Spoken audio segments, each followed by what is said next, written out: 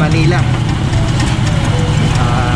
Sasakyan natin ngayon tricycle, jeep, PNR papuntang Manila. So sa Alabang tayo sasakay, Alabang to San Andres.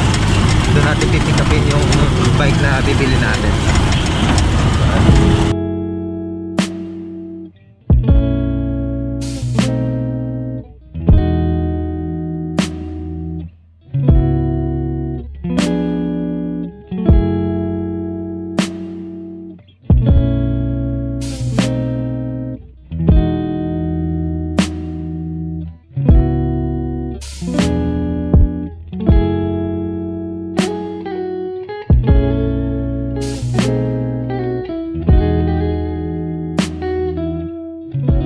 Ito na yung kinuha kong bike, ang Giant Talon 2 year 2018.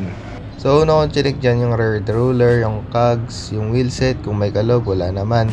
Ito yung Giore na crankset, wala naman din issue at napakakinis talaga. At ang fork, wala naman din issue, wala lang wrinkles pero original na Suntour. Naka-tubeless na rin ang wheelset, makapal pa ang tire. Okay din ang hydraulic, kaya pasadong pasado, walang leak, walang gas-gas, kaya okay na okay to. Pauwi na tayo, malayo-layo pa papadyakin natin. Hindi ko alam kung nasa na tayo, basta dire-diretso lang to. Paalamang! Woo!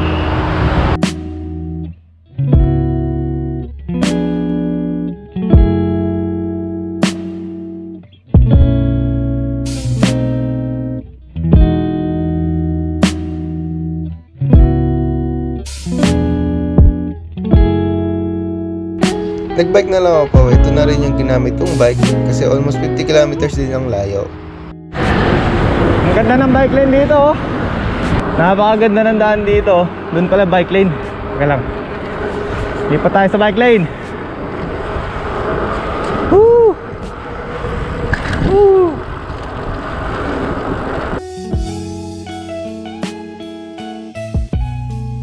Ngayon, nandito tayo sa Philinvest. Na-try natin mag-konting trail lang, light trail lang, testing lang natin.